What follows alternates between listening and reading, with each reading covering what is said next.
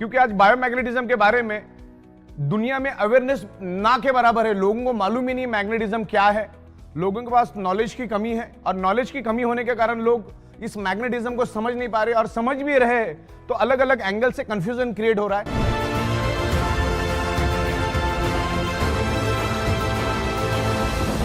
Biomagnetism एक natural alternative supporting therapy है।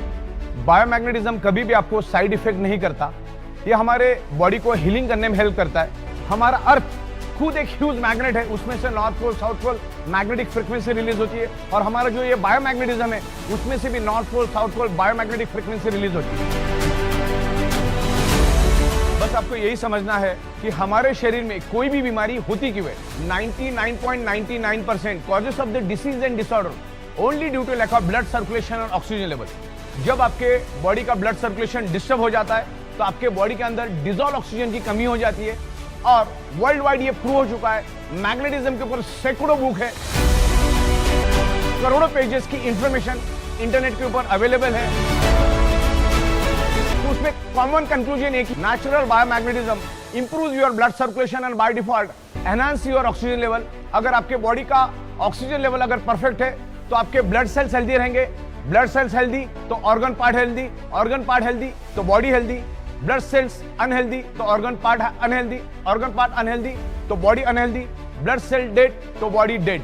तो सिंपल है, अगर कोई भी बीमारी हमारे शरीर में होती तो उसके रूट कॉज को पहले समझो। जब तक आप आपके ब्लड सर्कुलेशन ऑक्सीजन लेवल को ठीक नहीं करोगे, आप उल्टा लटक के डिस्को करो या दांडिया करो, आपके शरीर का प्रॉब्लम कभी भी रिवर्स नहीं होगा। अगर होगा, मैग्नेटिज्म किसी बीमारी की दवा नहीं है। मैग्नेट आपके शरीर के ब्लड सर्कुलेशन को बैलेंस करने में हेल्प करता है, और बाय डिफॉल्ट आपके शरीर में ऑक्सीजन का प्रमाण बढ़ता है। हमारा शरीर, हमारा पूरा का पूरा शरीर ब्लड सेल से बना है, और ब्लड सेल्स को जिंदा रहने के लिए चाहिए ऑक्सीजन। ये नाखून, ये बाल, ये स्किन, ये हड्डी, जो टोटल बॉडी के अंदर के हमारे 78 organ parts completely blood cell से बने, और प्रॉपर प्रोपोर्शन में अगर ब्लड सेल्स को ऑक्सीजन मिला तो हमारे ब्लड सेल्स हेल्दी रहेंगे, और ब्लड सेल्स हेल्दी तो organ part healthy, blood cells unhealthy तो organ part unhealthy, blood cells dead तो बॉडी डेड। बस सिंपल, हम अगर ब्लड सेल्स को समझ पाएंगे ना तो आगे का समझना हमारे लिए आसान हो जाएगा। ब्लड सेल्स, कोई दुनिया की कोई भी बीमारी सबसे पहला ब्लड सेल्स में एंटर करती है, और ब्लड सेल्स के जरिए पूरे शरीर में वो बीमारी फैलना शुरू हो जाती है। तो ये ऑक्सीजन क्या है उसको हम समझते हैं, और हमारे ब्लड सेल्स को जिंदा रहने के लिए क्या क्या चाहिए। हमारी बॉडी को जिंदा रहने के लिए चाहिए nutritious, water, sun rays and oxygen, और सब कुछ मिला। पृथ्वी की मैग्नेटिक पावर नहीं मिली, जिंदा रह सकते। पृथ्वी की मैग्नेटिक पावर की वजह से, north pole south pole magnetic waves की वजह से हमारे शरीर के ब्लड सर्कुलेशन में पुल एंड पुश एक एनर्जी फोर्स डेवलप होता है। जो नाक से हम सांस लेते हैं, जो लेफ्ट और राइट लंग्स में वो ऑक्सीजन स्टोर्ड हो जाता है, जो हमारे शरीर का नेचुरल ऑक्सीजन का सिलेंडर है, उसमें से पूरे शरीर के अंदर ये ऑक्सीजन को फैलाने का काम मैग्नेटिज्म और आयरन करता है। अगर किसी का वजन 65 kg है, अगर किसी ह्यूमन बॉडी का वजन 65 kg है, तो उसके शरीर के अंदर तकरीबन 1,20,000 कैलोरीज होती है अप्रोक्सीमेटली। तो वो बंदे को एक दिन जिंदा रहने के लिए 2000 कैलोरी चाहिए, और उसके पास 1,20,000 कैलोरीज है, तो बंदा वर्स्ट केस में 60 days without any nutrition, without any food जिंदा रह सकता है। विदाउट एनी वाटर 15-16 दिन वर्स्ट केस में ह्यूमन बॉडी जिंदा रह सकती है। लेकिन ऑक्सीजन के बगैर हमारा ब्लड सेल्स यानी हमारी बॉडी चंद सेकंड भी जिंदा नहीं रह सकती। अगर किसी को डाउट है तो अपना नाक और मुंह खुद ही जोर से दबा के देख लो, आपको 40-50 सेकंड में ही जवाब मिल जाएगा। ऑक्सीजन उतना जरूरी है। मैग्नेट का, ऑक्सीजन का, आयरन का क्या कनेक्शन है उसके बारे में भी इन डेप्थ में आपको यहां पर समझाऊंगा कि मैग्नेटिज्म क्या है, मैग्नेटिज्म क्या काम करता है, इसको प्रॉपर हम समझेंगे। सबसे पहले हमारा हार्ट का फंक्शनिंग समझना है, और उससे पहले हमको यह समझना है कि अर्थ और हमारे बॉडी का क्या कनेक्शन है। हमारा ब्रेन और हमारा हार्ट, आप गूगल पे डाल के देख लो, हमारा ब्रेन और हमारा heart directly connected to earth magnetic frequency. पृथ्वी में से जो मैग्नेटिक फ्रीक्वेंसी रिलीज होती है, हमारा बॉडी उसको एब्सॉर्ब करता है। हमारी बॉडी के अंदर 50 लाख पोर्स है, 50 लाख पोर्स से हमारा बॉडी उस सराउंडिंग की मैग्नेटिक फ्रीक्वेंसी को खींचता है। जैसे ही इस हॉल के अंदर ऑक्सीजन मौजूद है, वैसे इस हॉल के अंदर पृथ्वी की मैग्नेटिक फ्रीक्वेंसी भी मौजूद है। जैसे आप ऑक्सीजन को देख नहीं सकते, वैसे आप मैग्नेटिक फ्रीक्वेंसी को भी देख नहीं सकते। और ये जो हमारा ब्रेन और हमारा हार्ट डायरेक्टली कनेक्टेड है अर्थ मैग्नेटिक फ्रीक्वेंसी के साथ, क्योंकि हमारी पृथ्वी north pole south pole magnetic frequency release करती है और हमारा बॉडी उस एनर्जी को स्पंज की तरह खींचता है। जैसे ये स्पंज है, इसको अगर मैं पानी में डुबाऊं तो ये पानी को खींचेगा, वैसा हमारा बॉडी सराउंडिंग की मैग्नेटिक एनर्जी को खींचता है और नाभि के जरिए पूरे शरीर के अंदर ब्लड वेसल के थ्रू लाइट के स्पीड से पूरे शरीर में वो मैग्नेटिक फ्रीक्वेंसी दौड़ना शुरू हो जाती है और आयरन के साथ अट्रैक्ट होती है और आयरन को लेकर आगे भागने के कारण शरीर के अंदर एक वैक्यूम क्रिएट होता है और उस वैक्यूम से हमारे लेफ्ट और राइट लंग्स में जो ऑक्सीजन है वो पूरे शरीर में फैलना शुरू हो जाता है।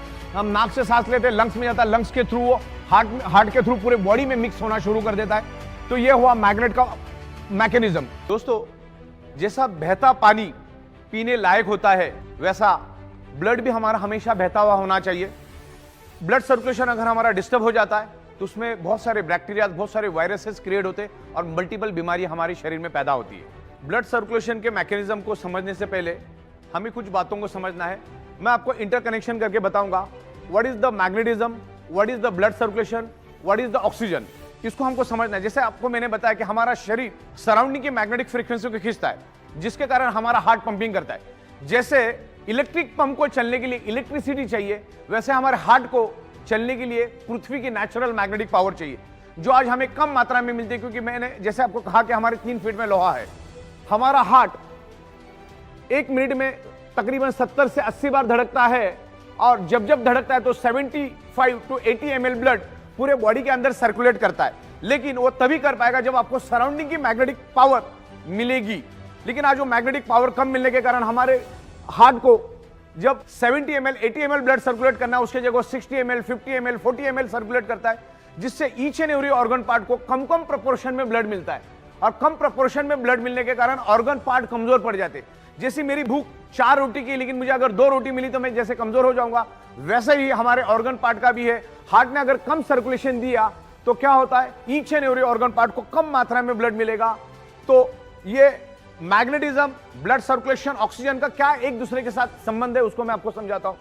हमारा हार्ट पंपिंग करता है और पंपिंग करके each and every organ part को, each and every blood cells को ऑक्सीजनेटेड ब्लड सर्कुलेट करने का काम करता है। और जब उसमें से ऑक्सीजन फिनिश हो जाता है तो उसमें बचता है हार्मफुल पॉइजन कार्बन डाइऑक्साइड।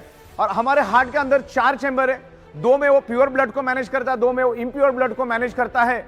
तो पहला तो उन्हें ऑक्सीजनेटेड ब्लड हार्ट ने सर्कुलेट किया, अब उसमें से वापस डीऑक्सीजनेटेड और कार्बन डाइऑक्साइड वाला ब्लड हार्ट वापस से हार्ट में पूल करता है, हार्ट के पास खींच के लेता है। और जैसे वो खींचता है उस ब्लड को heart with in a fraction of second lungs में पुश कर देता है। और जैसे ही वो इम्प्योर ब्लड लंग्स में आता है, उस इम्प्योर ब्लड के अंदर हीमोग्लोबिन नाम का प्रोटीन होता है और उस हीमोग्लोबिन प्रोटीन के अंदर एक आयरन नाम का कंपोनेंट होता है। और आयरन कंपोनेंट में एक unique special ability and capacity है, वो लंग्स में मौजूद ऑक्सीजन को एब्सॉर्ब करता है और कार्बन डाइऑक्साइड को रिलीज करके डिस्चार्ज करके ऑक्सीजन को एब्सॉर्ब करता है और हार्ट के दूसरे चैम्बर में आके गिर जाता है और हार्ट उसको पंपिंग करके each and every organ part को, each and every blood cells को ऑक्सीजनेटेड ब्लड सप्लाई करने का काम करता है।